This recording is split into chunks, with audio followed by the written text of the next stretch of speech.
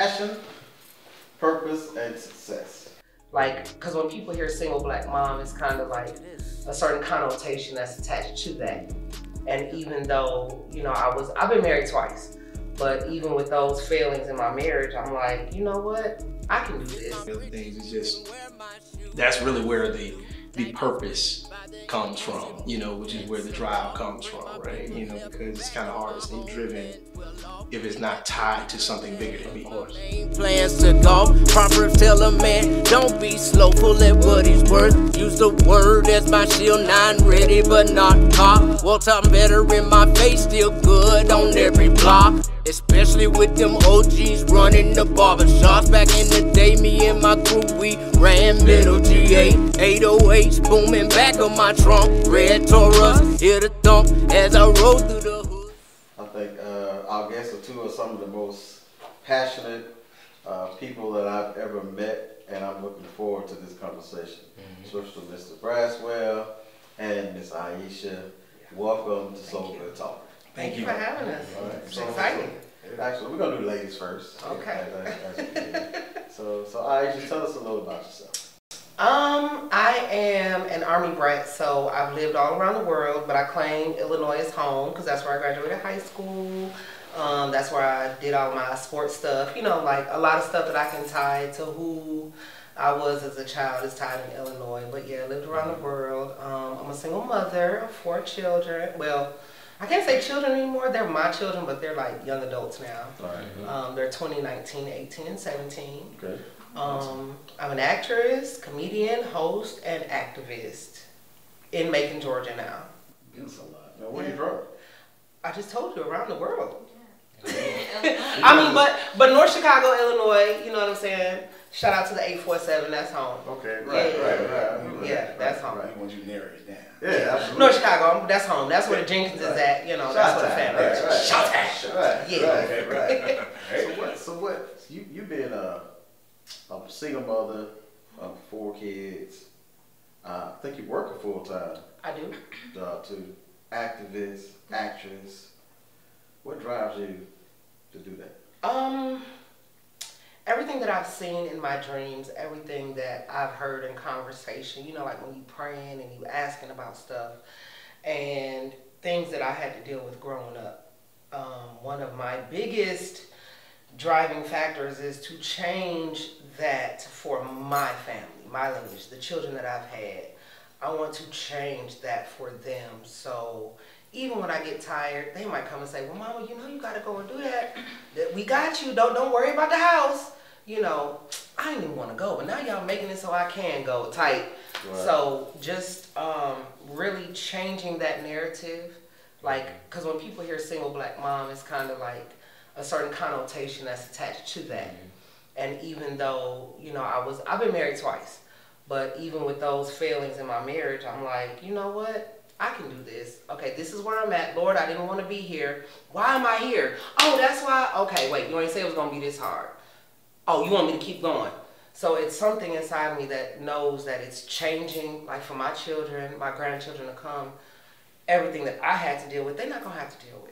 It's going to be different for them. It's going to be better. So that pushes me to go after every dream I had. That's great. Awesome. Sorry. That's great. You know, and the question again, I apologize because I want to make sure I answer. Yeah, what drives you? What drives me? Yeah, you being a CEO, entrepreneur, well-rounded guy, real educated. What drives you, especially being an entrepreneur, because it's tough? What drives you to keep going? What is your passion? You know, that's a very good question. You know, when you first sent me the topic, you know, a few days ago, I was thinking about it. I was like, you know, well, why do I do what I do? Where does it come from? Because sometimes we don't ask that question internally. And mine has kind of evolved over the years as I've grown and I've changed and matured. But when you say what drives me at this stage now, of course, I think it's just my spiritual foundation. You know, is the first thing. You know, wanting to be God's best, wanting to be, you know, the best in every aspect of anything that I do. And a good representation of Him, you know, as we operate our business, as we operate in our community dealings and my relationship and a variety of other things. It's just, that's really where the purpose comes from, you know, which is where the drive comes from, right? You know, because it's kind of hard to stay driven if it's not tied to something bigger than me. Of course. Right? You know, so, you know, really, I think that's the best way to explain where my drive personally comes from. Gotcha. So, question, brother, just to kind of go back a little bit, exactly what do you do? So I have a video production company. We visual content creators, Kodak. We started, my business partner Tori and I, knows Tori as well. We've all been friends for years. But back in 2014, we started a visual content company called Kodak, and we have several clients that deal with nonprofits, range to private sector individuals as well, also community partners, and government entities. We've done a variety of different things over the last 10 years.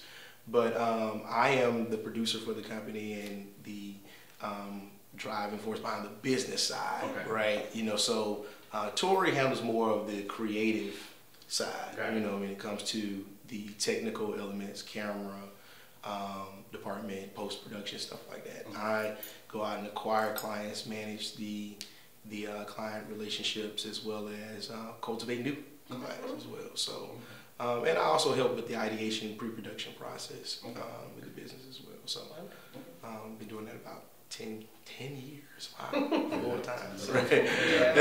Yeah.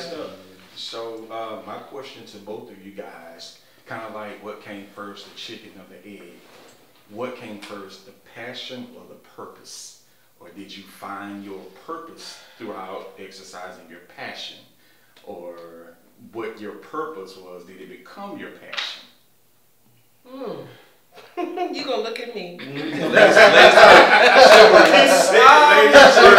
Chivalry. I'm just being a good representation.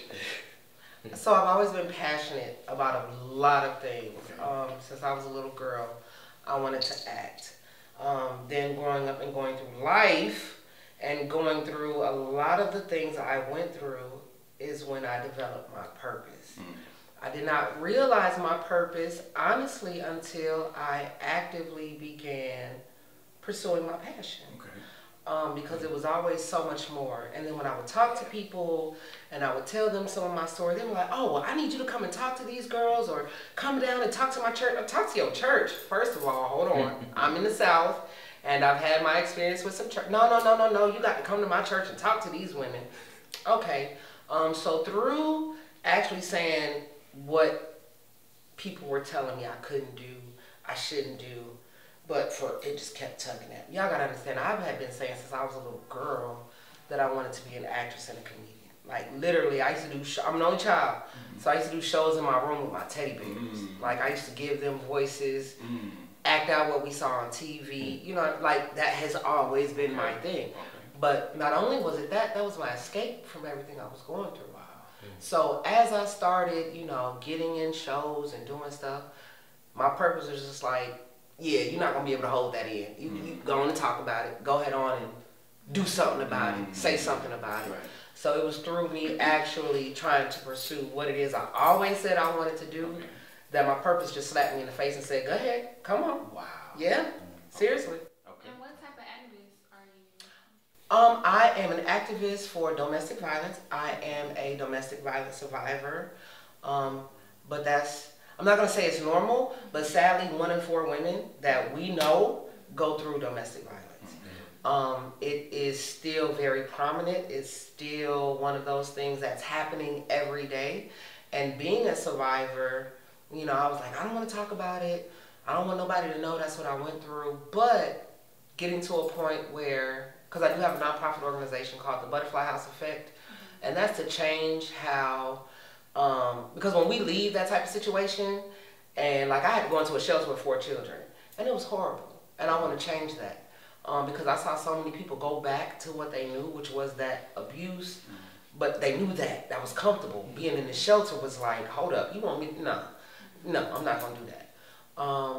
So yeah, I'm very passionate about that. My goal is to help women, You know, when they ready to go, let's go. I got you. I don't want anything that held me back and kept me in that marriage, because I stayed almost 10 years in an abusive marriage.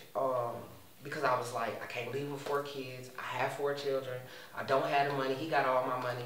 Everything I could think of that I thought I would need to leave kept me there. And I don't want anybody else to have to deal with that. And Yeah. that's part of your purpose, right? Yeah, that's definitely part of my purpose, for sure. Good stuff. You know, when it comes to passion and purpose for me, you know, I think purpose is something that I tapped into in terms of defining it, right, at a later stage in life.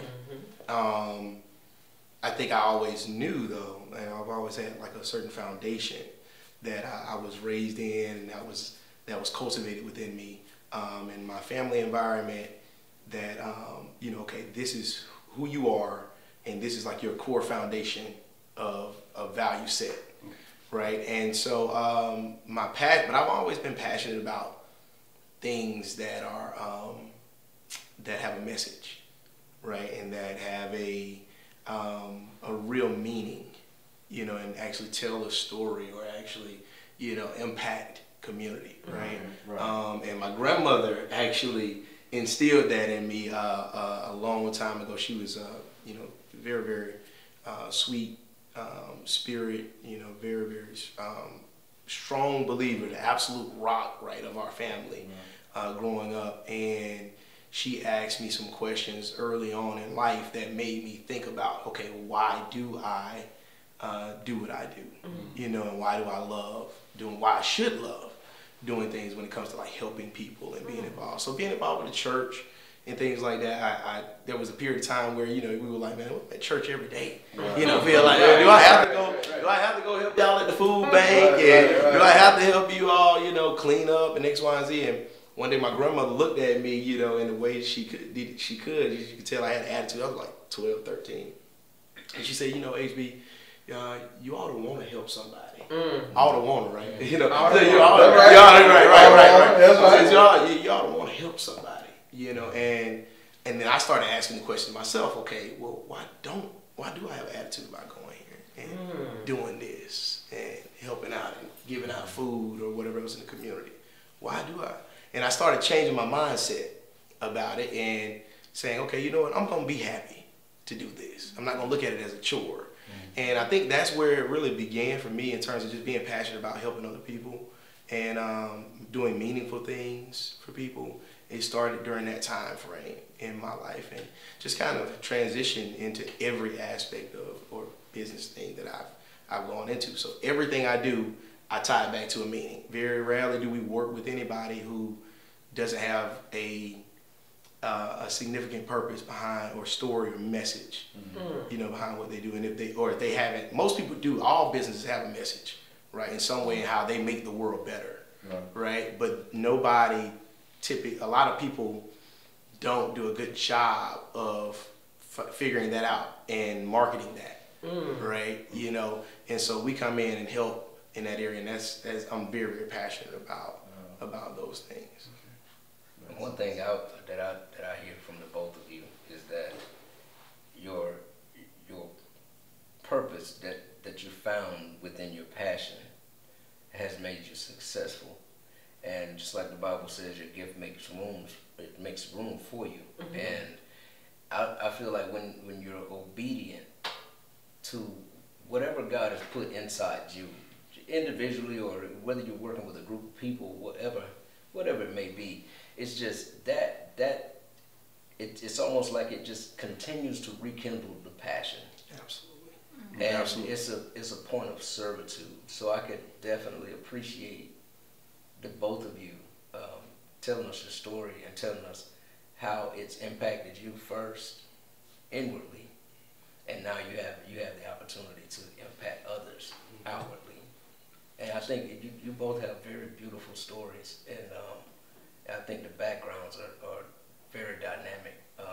But that point of servitude is great. I feel the same way about everything I do. But you have to get to a point where you realize that, because I'm gonna tell you, I'm one of them. Listen, when I go into prayer, I'm one of them people that literally has been arguing with God. Like, you playing with me right now? I'm not doing that. Right. Stop. No, I don't want to dream about it. I'm not going to do that. Yeah, you know what I'm saying? Like, the first time I spoke about domestic violence, I was in a shelter.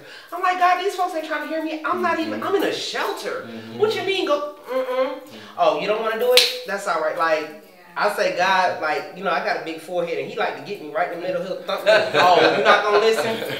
All right, I'm going to go do it. You know, so it was a very ongoing battle till I got to, and I still to this day, I'm like, bro, I'm not as tough as you think I am.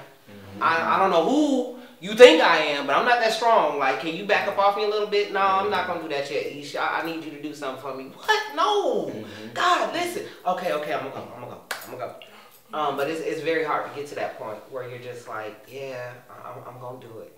You know, me and him still going to tug of war some things he asks me to do, and I'm like, No, the toughest battles bring about the greater victories. Yeah. And to your point, you know, I think all of us have those moments. We might not necessarily frame it in that conversation that way, saying, hey, you know, I'm arguing with God. A lot of times when we all have our Jonah moment, right? Where we're like, you know, and I ain't going over there to talk to them folk. You know, I don't want to deal with X, Y, and Z. I don't want to do that, even though that's what you told me to do. And a friend of mine said the other day, he said, man, I ran a 4.3, you know, 4.4 in high school. You know, pretty fast guy. He said, I just can't outrun God. Right? He said, I can't do it. You know, and so at the end of the day, you'll end up finding your way back to it. You know, it's just, you know, the decision is on us to say, hey, you know, are you going to do this the easy way? Or are you going to have to be in the belly of the whale for 3 days? You know, what is it going to be? You know, what you going to do? Right? You know, so it's your decision. You know, but, you know, pretty much, I think all of us have that moment, and we just show it in different ways. And you'll be forced. You'll be forced to do it if you don't. You know, we get so many signs that you need to pursue this, you need to pursue that, you need to go talk to whoever you need to. But if you don't, you'll get, like you said, smacked in the face. Like, if so many times I've ignored my intuition, I've ignored the voice of God because I'm scared, I'm operating in fear. And then I'm kicked and pushed off the cliff because I didn't do it when I heard it. So then it's like, I'm gonna make you do it because that's part of your purpose. And so it's best to do it when you hear it, when you get that, you know, fire within you. Very true. So Horace, one question we had before was trying to find success. Could you be impactful in your hometown, right? So with you, I think you still reside in your hometown, right? And down the street. Right. So and you are somewhat successful as being impactful, would you say? I appreciate that. Yeah.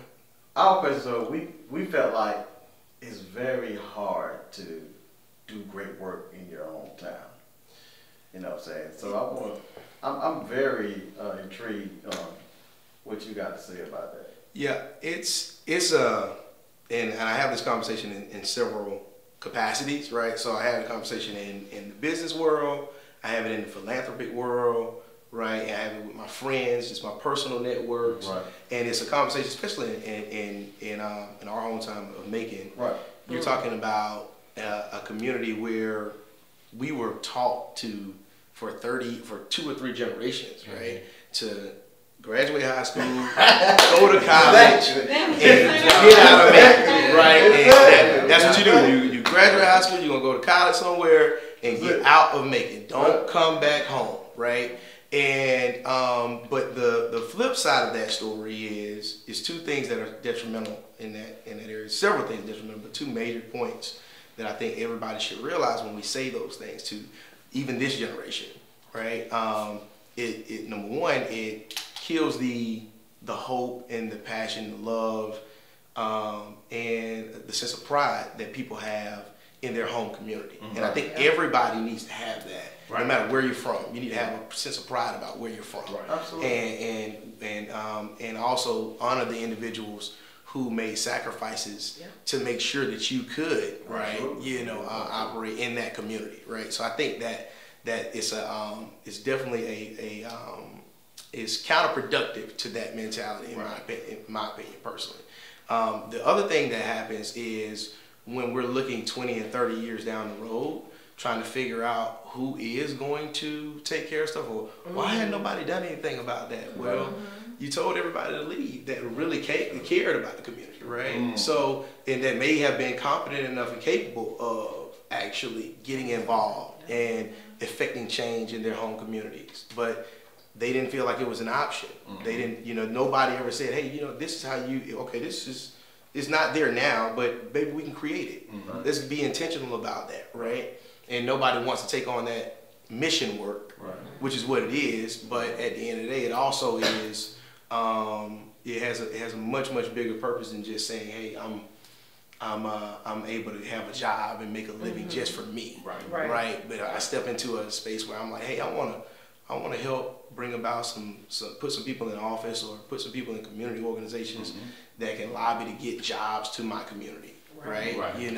And I can create a whole, all right, I might have made a sacrifice personally, but 1,000 people got jobs in East Macon, right? What would that look like? And how would that change the community for the next generation, right?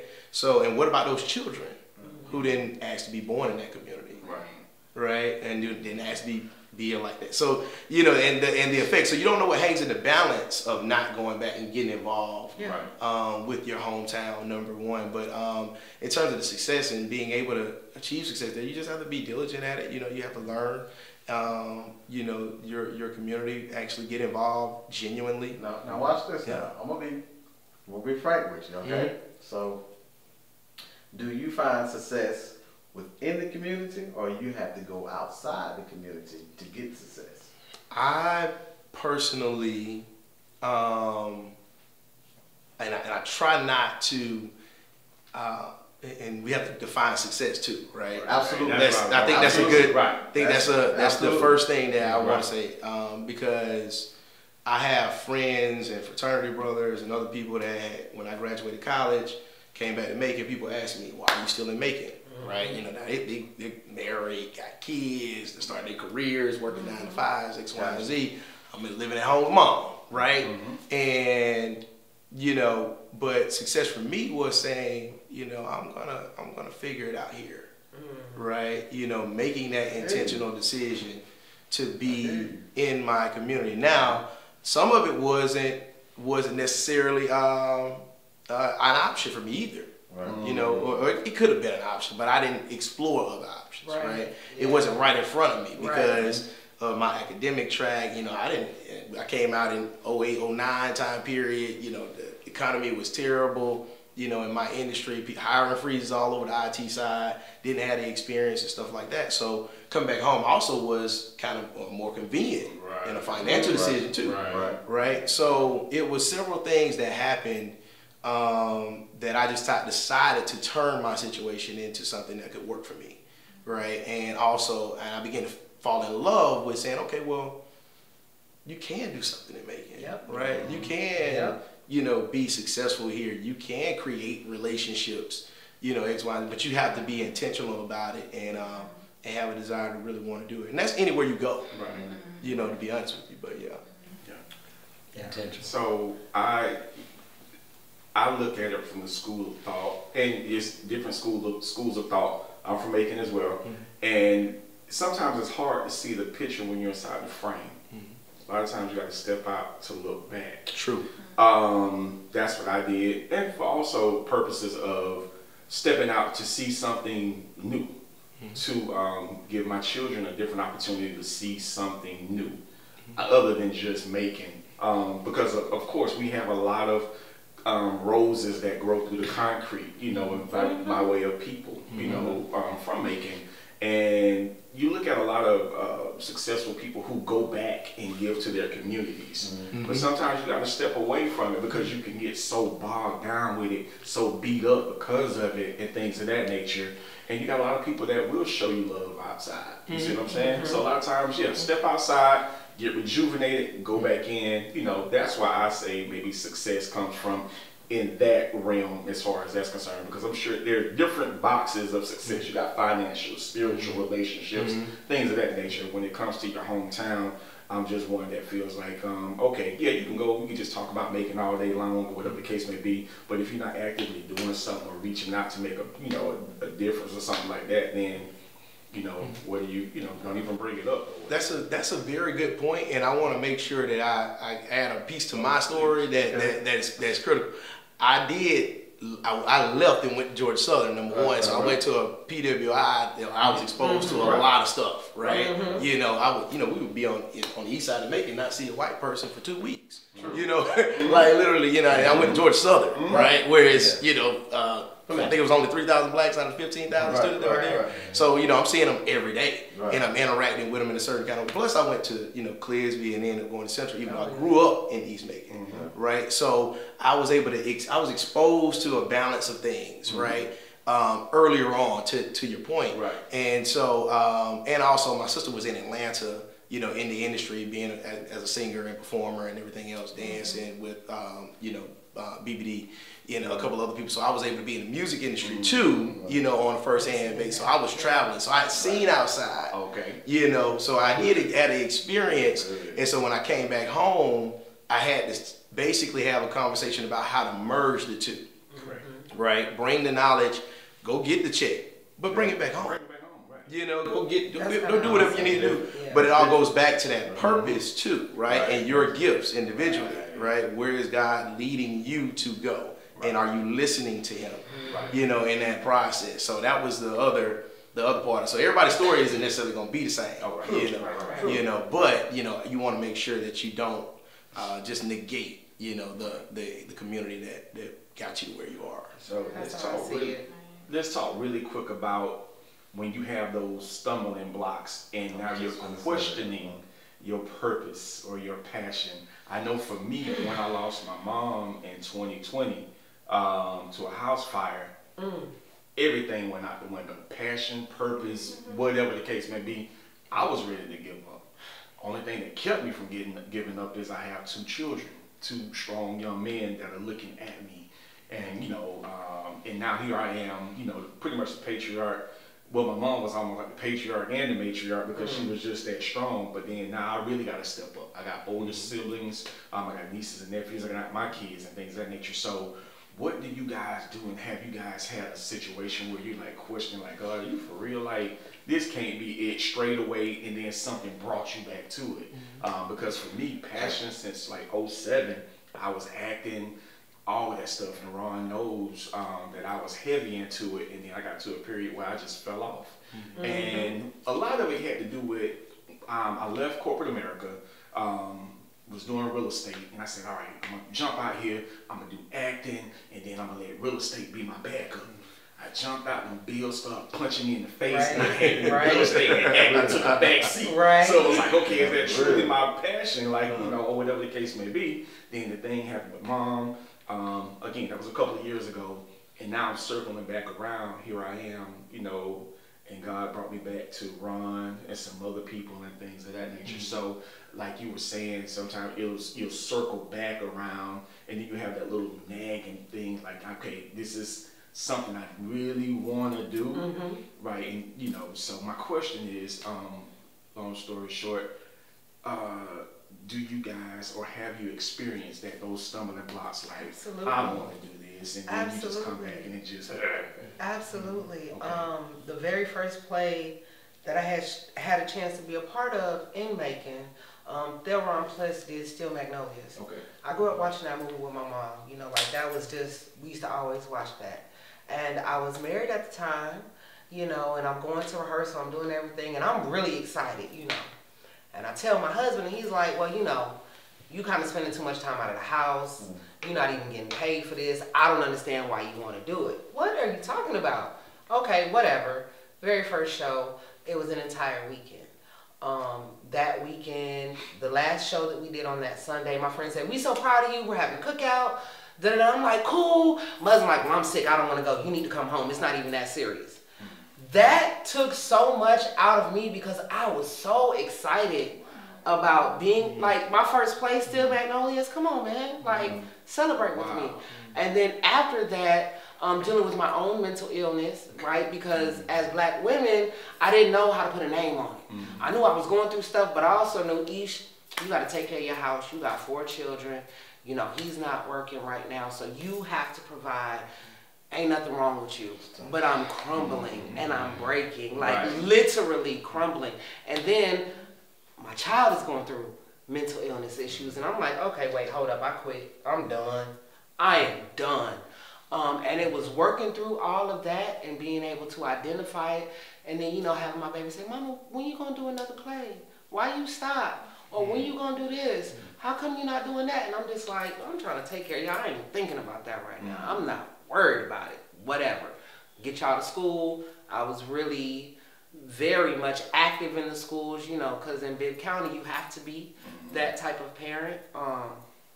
And so yeah, that like took me out the game, because I was just like, nah, that's too much. And then you circle back. And then I had to come back. Yeah, like I was, you know, I ended up meeting some people, and they were like, oh my goodness, so-and-so is doing a show, you gotta meet her.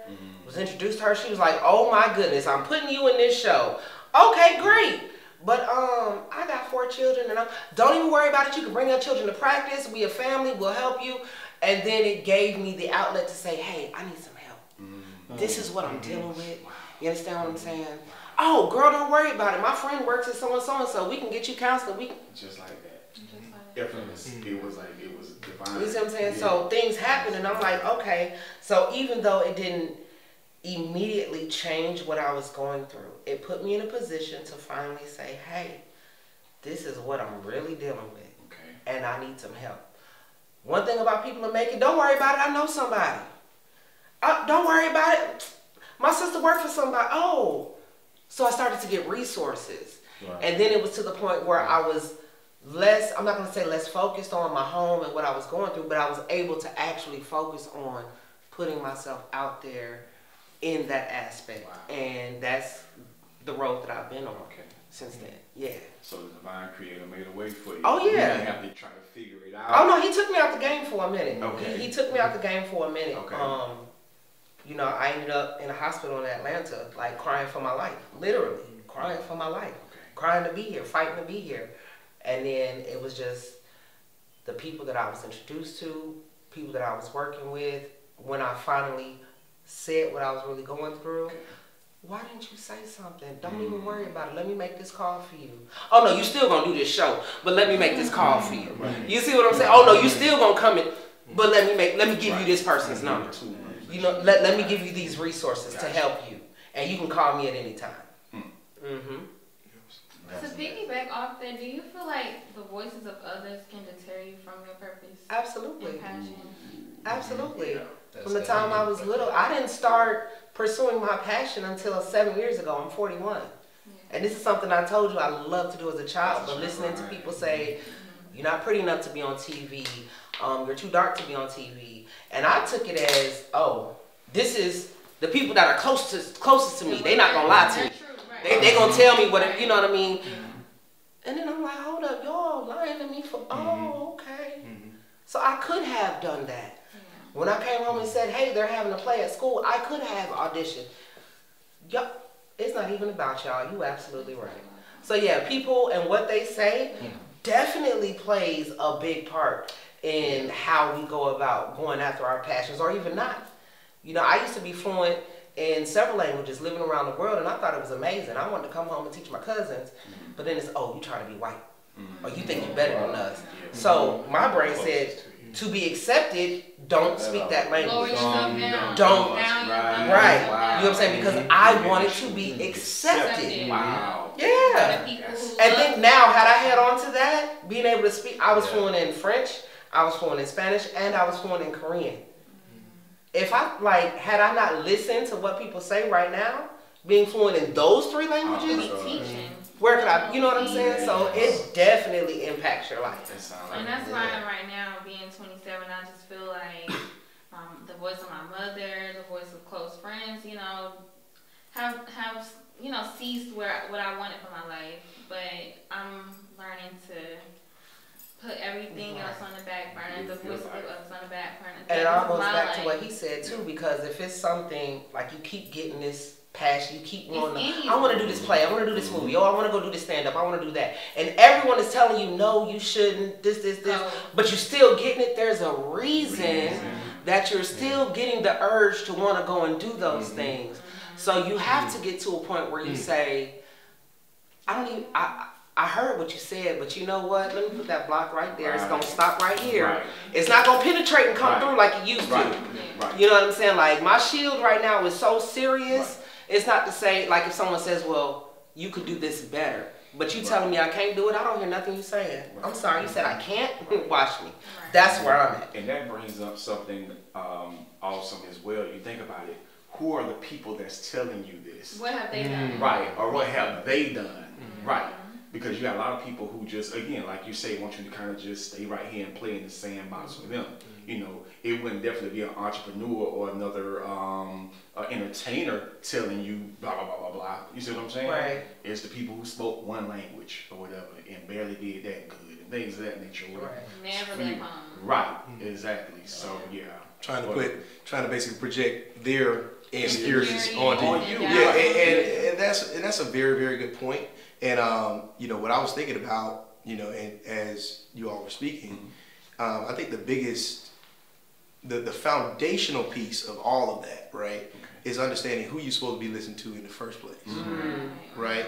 You know, meaning like, hey, if I'm supposed to be listening to God first anyway, if I'm supposed to be going deeper in my knowledge and understanding of Him, then I can discern what I'm supposed to be listening to. I can discern who I'm supposed to be around, who I'm supposed to be dealing with, and everything else. And see the foundational piece there, and that's unfortunately a lot of us don't learn that until we've made mistakes, or we've been hurt, or we've gone through pain in certain spaces, right, that have thrown us off of our purpose and off of our focus and gotten us distracted, right?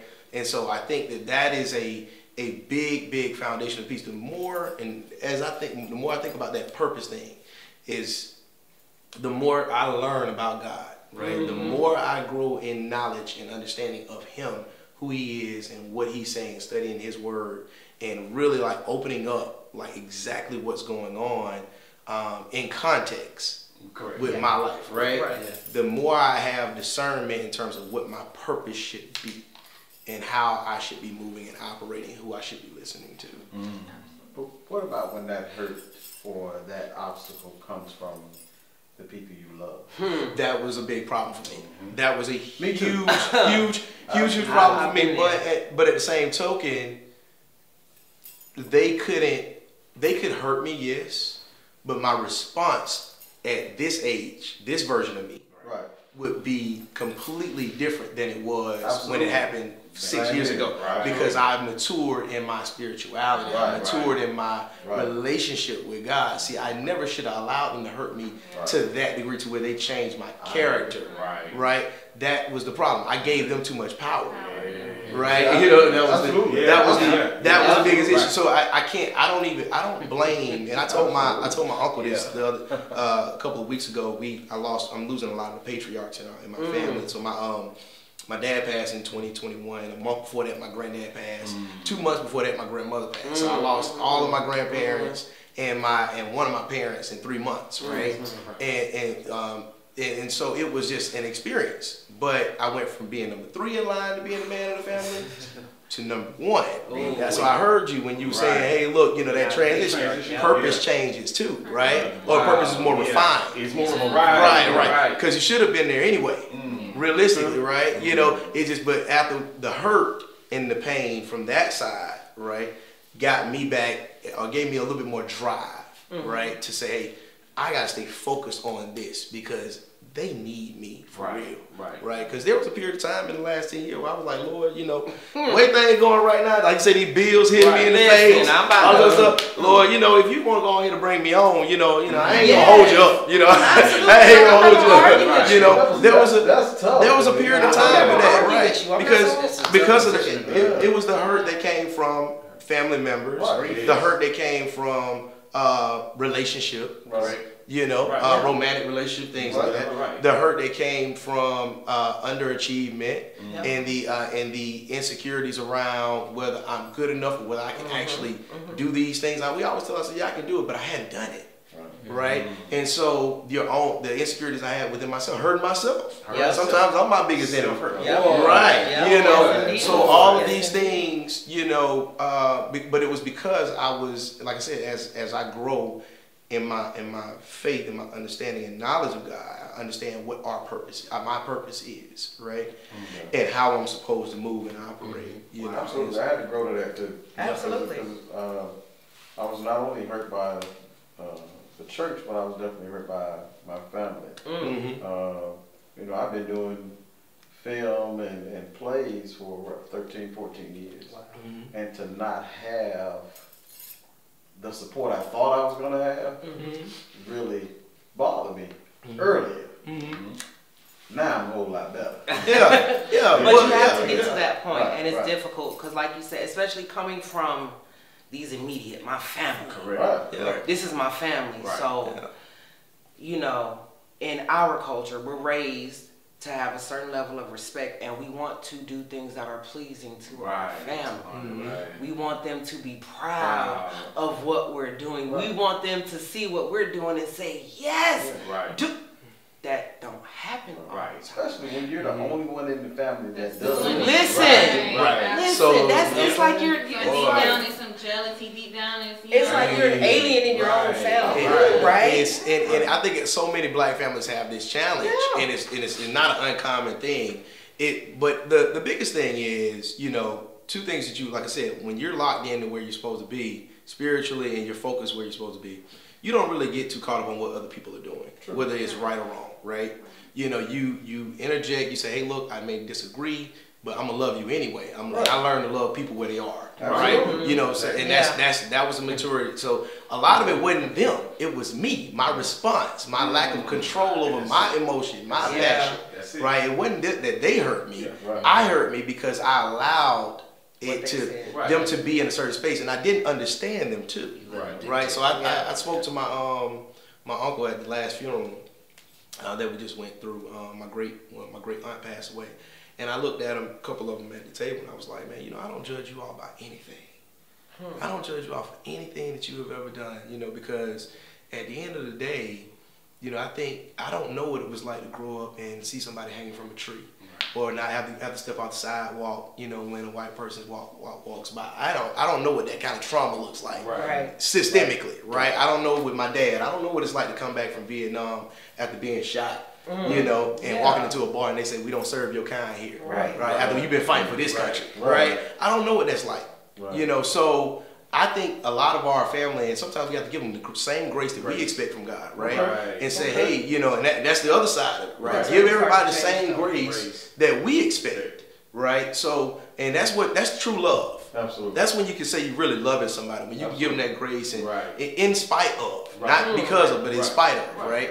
And so I think that's a big piece that we got to do. We got to get over these emotional hurdles, right, within ourselves and lock into where we're supposed to be focused anyway, right? And then and grow from there, and they'll see it. They'll see you know, let the light drive it. But I can say in my direct family, with what I have going on with my purpose, that's something that I've broken.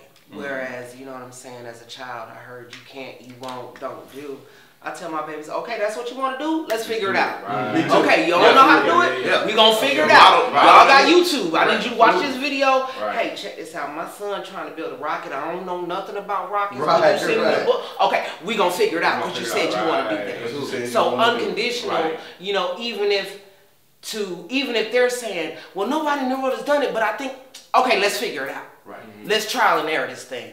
You want to do it, go for it. And I feel like that's really important to do because we don't know the gifts that people are going to grow up having. We don't know somebody saying, hey, I kind of want to do this, and then they end up being the greatest person to ever do it.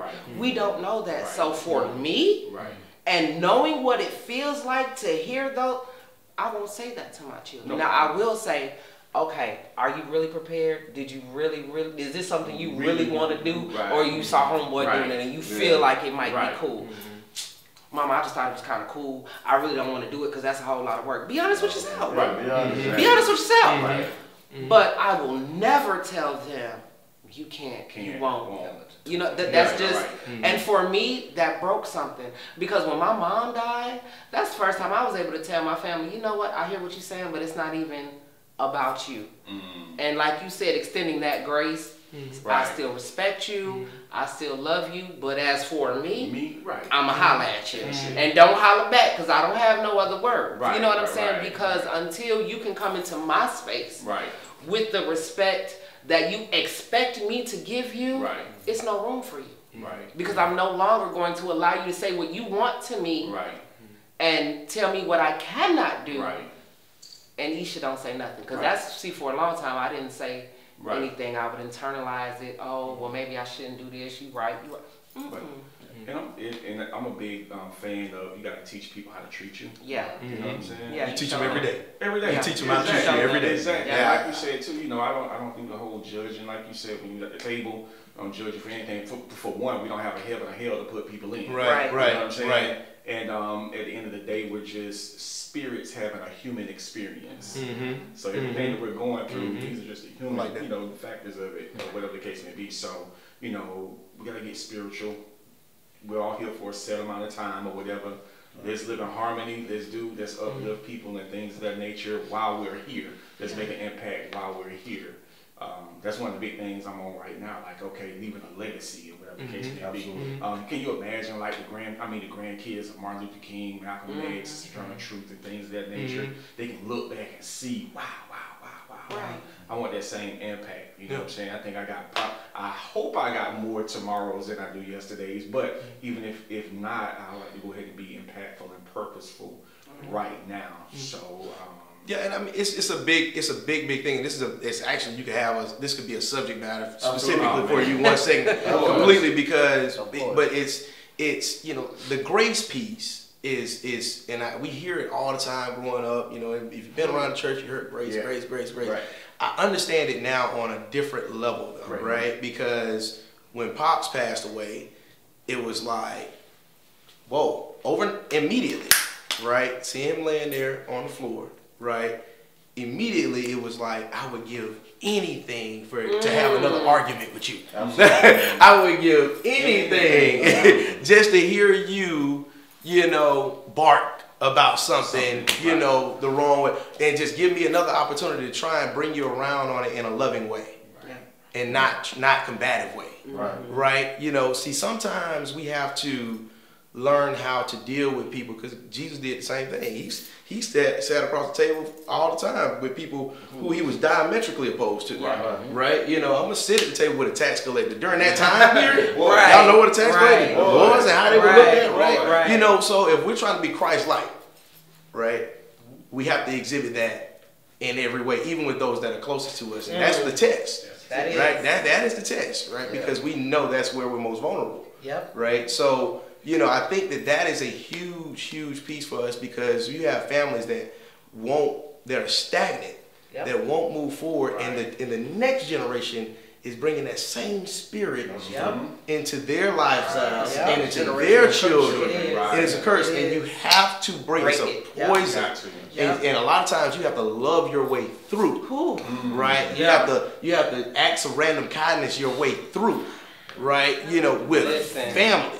You know, and that is, and I'm telling you right now, it is in those, like I said, the people that may have hurt you the most. And so you have to, I think it's imperative. It's a huge piece, and I think that, you know, when the storybook is closed, if we do choose to do these things consistently, the way it'll be told at the end, it might not be immediate, right? It might take 10 years, 15 years for people to come around, right? Be ready for that, right? But it might take 30, right? But when they do, right, that's gonna be the prize. That's it. Right? You know, so I think that is a huge piece in our families, in the black families that I have a lot of friends who have said the same problems. You know? Absolutely. And I think us as black families don't realize how powerful affirmations are. Absolutely. And if you can't exhibit something that you've never been taught. Like you said, you don't know what it is to come back from non being shot, and having to deal with the racism in your own hometown. And I think it's just like you said, it is imperative that people talk about these things. Like, you know, some of our community don't like to talk about like life insurance, stuff like that. But one thing I've heard T.D. Jakes say is that, you know, great grievers are great lovers. And if you're able to grieve and know, you know, you love somebody so much, you grieve just as much as you love them. And that's a good place to be, but grief can also be a burden. So we have to be extremely careful with grief. Yeah, and you know, but that's why the Beatitudes come in. It talks about blessed are they more, you know, for they should be comforted, right? But blessed has a lot to do with, you know, happy and peace. Because when you mourn, that means I love somebody enough to mourn for them. Right. You know, that means that is a blessed situation to be in. That's a blessed. That's a blessing to be able to do that.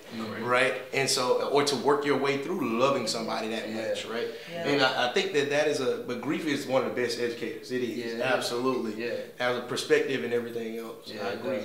It does absolutely. Stayed on course to picture this. Yeah, I had to evolve just to get change. Misjudged, mislove, I got out the way. Black Jesus, I've been that, but I swayed. Circle back just to save the day. Now picture this. Had to rough it, I struggled straight off the pavement. Now I see riches galore chilling in my basement. A man's pride can bring him below basic. The black dollar effect.